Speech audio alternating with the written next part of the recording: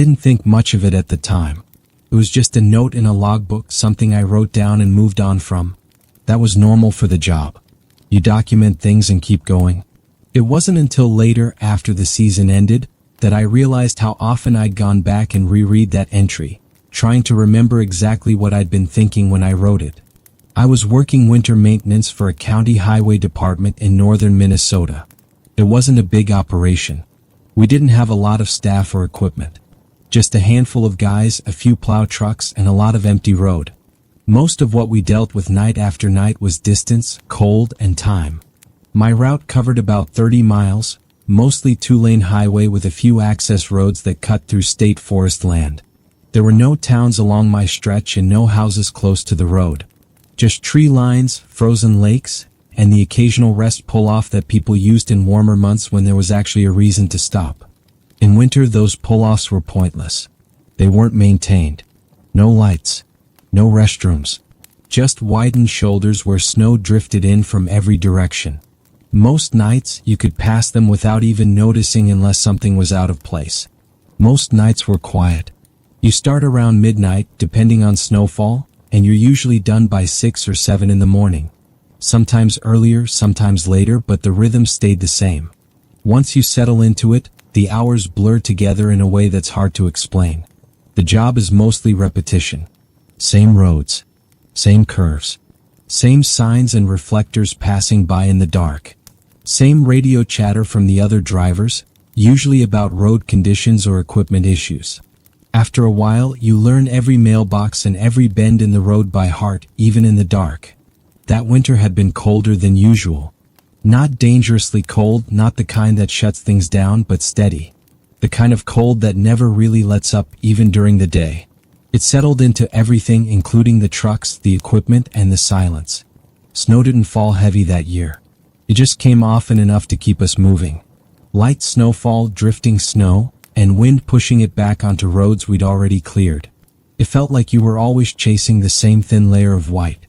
About halfway through January, I started noticing a car at one of the pull-offs. It was a small gravel turnout near a frozen lake, with no restroom or signage. Just a widened shoulder people used in the summer for fishing access or to park before heading out onto the ice. In winter, there was no reason to stop there. The lake was frozen solid and the access trail wasn't maintained. That's why the car stood out.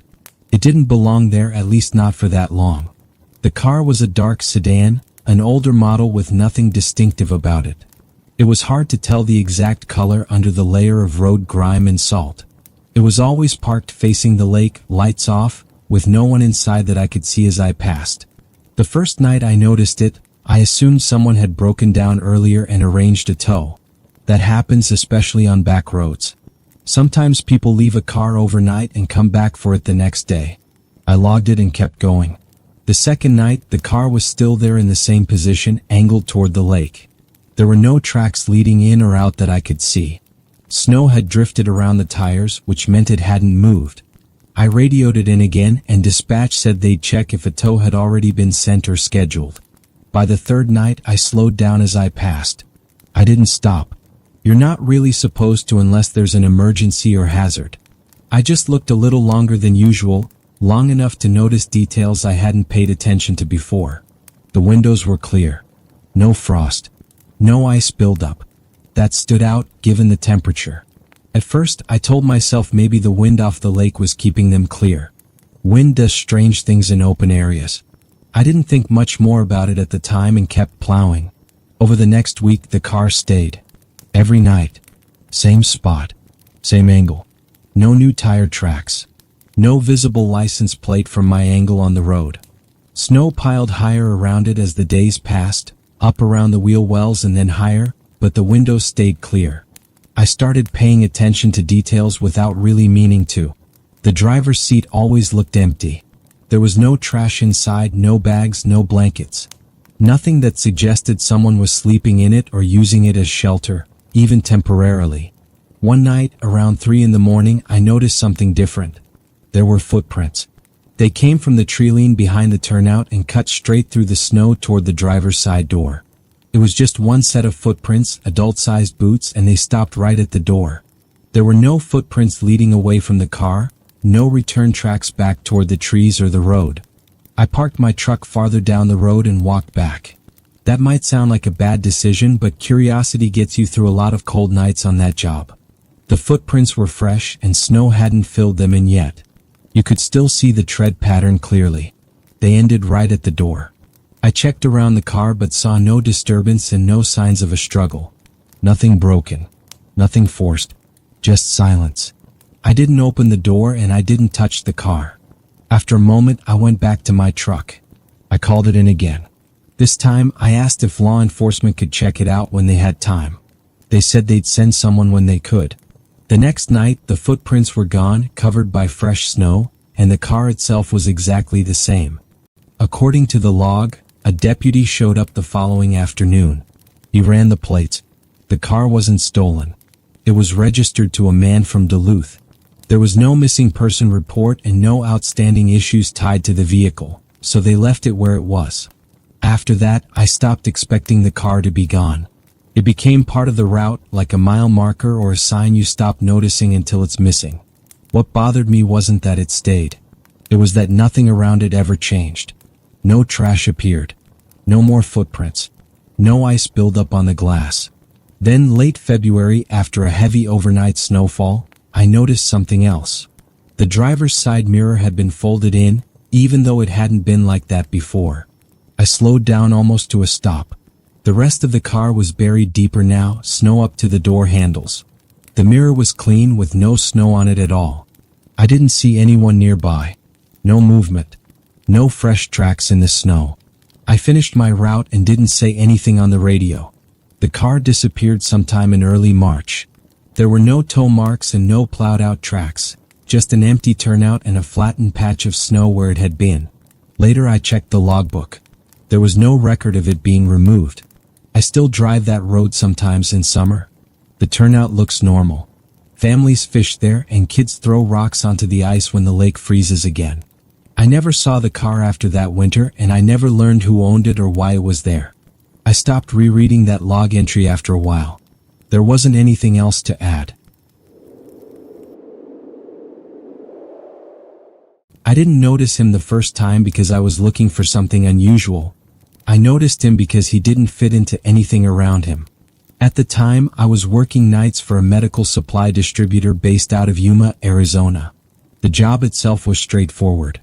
I transported oxygen tanks, gloves, replacement equipment, and sealed medical packages to small clinics and assisted living facilities scattered across western Arizona. Most of the deliveries were routine. You load the truck, follow the manifest, drop off the supplies, and keep moving. I worked the night shift because it paid better and because I preferred empty roads. There was less traffic, fewer distractions, and fewer questions. The schedule stayed consistent. I left the warehouse in the late evening and returned just before sunrise. One stretch of my route took me along State Route 95. It followed the river for a while, then cut inland through open desert and low hills. There were long gaps between towns, and at night, those gaps felt even longer. The road itself was well maintained, but once you were outside town limits, it felt isolated.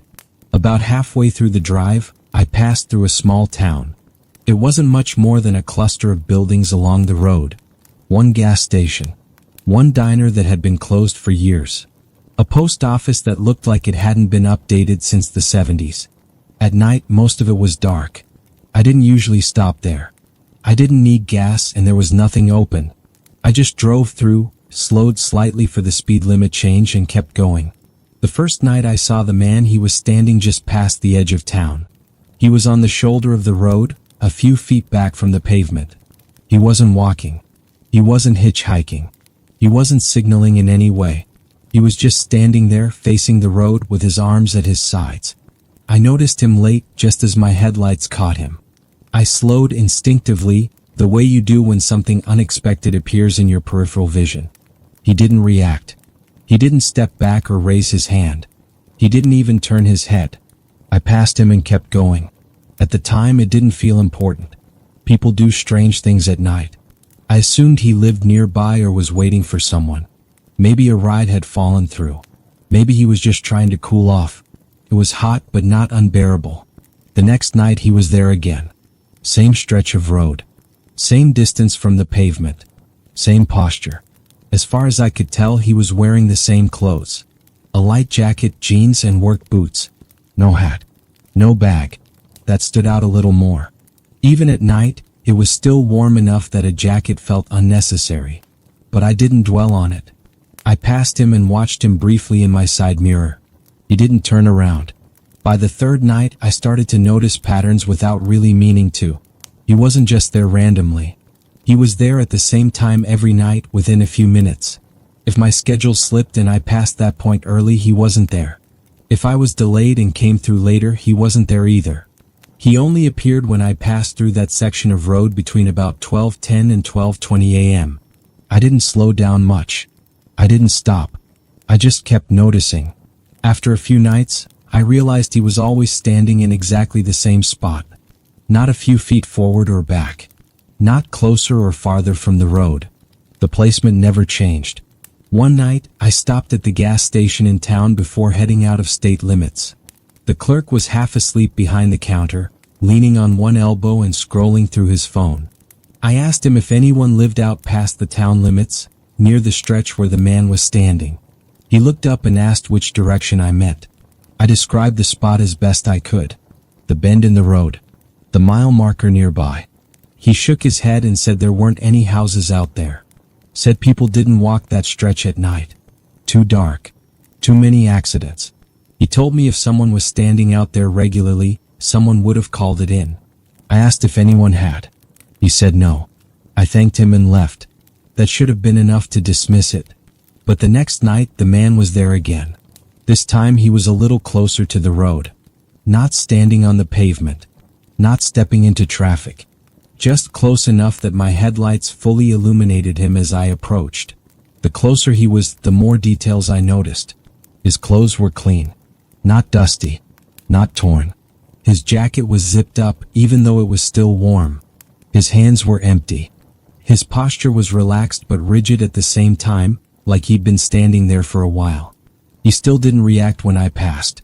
That became the part that stuck with me. Not that he was there, but that he never responded to traffic. No flinch. No turn of the head. No acknowledgement at all.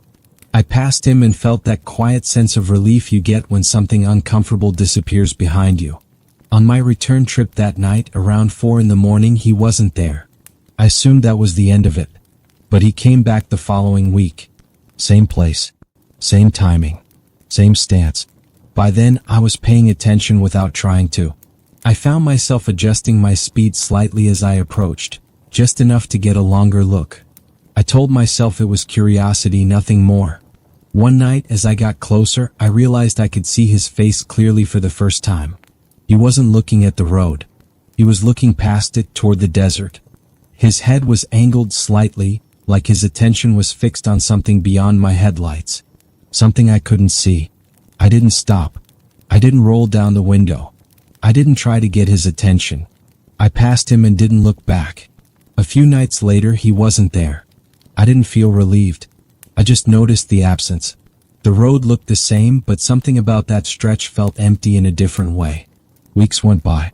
The man didn't return. Months later, during a slow night, I mentioned it to another driver while we were loading trucks. I asked if he'd ever seen someone standing along Route 95 late at night, just outside that town. He frowned and said no. That's what I meant. I described the man. Where he stood. How often I saw him. He shook his head and said he drove that route all the time and had never noticed anyone. I didn't push it. I didn't want to sound strange. I eventually moved on to a different job, but I still drive that road occasionally. Same town. Same stretch of highway. Same mile marker. I still look at that spot when I pass it. There's never anyone there. Nothing about it looks unusual in daylight. Just desert, scrub, and asphalt. But I remember how consistently he stood there night after night without reacting to anything around him. And I've never seen anyone else do that since.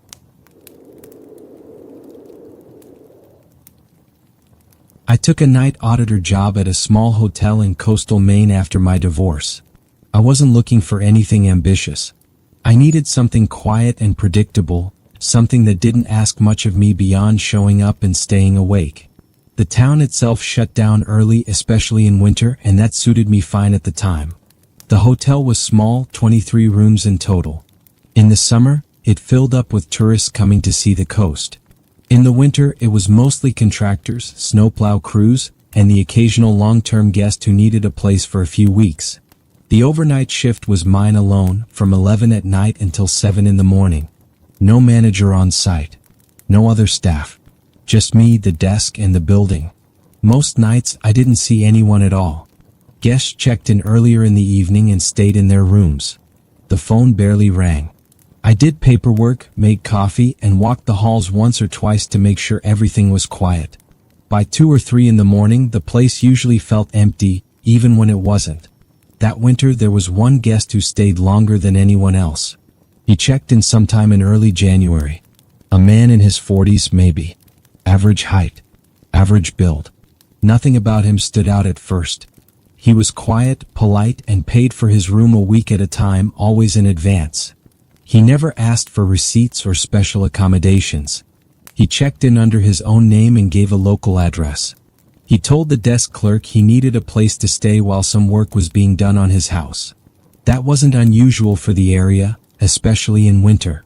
Old homes, frozen pipes, storm damage. People needed temporary rooms all the time. He stayed in the same room for almost 2 months. Every night, around 2:15 a.m., he came down to the lobby. The timing was exact enough that I eventually stopped checking the clock. I knew when he was coming just by the way the building felt, the quiet shift in routine. He never asked for anything. He never sat down. He would stand near the brochure rack for a minute or two, sometimes less, sometimes a little more, and then go back upstairs without a word. At first, I assumed he was restless. Insomnia does that to people. I've dealt with it myself. You wake up, walk around, look for something to ground yourself, and then try to go back to sleep. The first few nights, I nodded to him when he came down. He nodded back. It was casual, the kind of acknowledgement you give someone you see regularly but don't really know. We never talked. He never looked like he wanted to.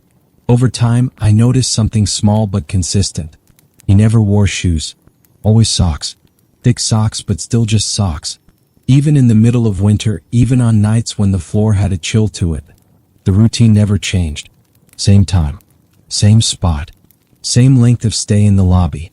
Once I noticed that, it was hard not to notice everything else about it. One night, I was on the phone with my sister when he came down. I didn't turn around right away. I saw him instead in the reflection of the glass front door. He stood there longer than usual that night. Close to 5 minutes, just facing the wall where the brochures were. He didn't look at me. He didn't shift his weight. He just stood there still. When he finally left and went back upstairs, I realized he hadn't nodded back to me that night. That was the first break in the routine, and it stayed with me longer than it probably should have. A few days later, during a slow part of the shift, I checked his room number in the system. It wasn't anything official. Just curiosity. I wanted to see if there was anything unusual in his stay. There wasn't. He hadn't been charged for utilities beyond the standard rate. No minibar use. No extra towels. No late checkouts. Nothing that suggested he was doing much in the room at all. I asked housekeeping about him during a shift change one morning. They said he always declined service. Never wanted the room cleaned. Never asked for fresh linens. That wasn't unheard of, but most long-term guests made at least some requests. Late February brought a storm that knocked out power in part of town. The hotel switched to a backup generator. The lights stayed on, but they were dimmer than usual, and everything sounded slightly different, like the building was breathing heavier. That night at 2:15 a.m., the elevator didn't open. I heard it stop, but the doors stayed closed. I waited, thinking it might just be slow on generator power. After a few seconds, I heard the stairwell door instead. He came down the stairs that night. Same socks. Same jacket. Still no shoes. He stopped at the bottom step and stood there longer than usual. Longer than any night before. He didn't move toward the brochures right away. He just stood, looking around the lobby like he was seeing it for the first time. I asked if everything was okay. It wasn't loud or alarmed. Just something to fill the silence. He looked at me then. Really looked at me. It was the first time I felt like he was actually focusing on me as a person, not just something in the room. He He said yes, everything was fine. Then he asked me what time it was. I told him. He nodded once, turned around, and went back upstairs without another word. The next morning he didn't check out. When housekeeping went to the room later that day, it was empty. No luggage. No personal items. The bed looked untouched, like it hadn't been slept in at all. The manager checked the records. His payment had ended the night before. There was no forwarding address and no contact number beyond what he'd given at check-in. We never charged him for the final night. I worked at that hotel for another year after that. No one else ever followed that routine. No one else came down every night at the same time, stood in the same place, and left without saying a word. That room gets used all the time now. Contractors, couples, families in the summer. Nothing unusual has happened since. But I still think about the way he asked the time like it mattered more than anything else.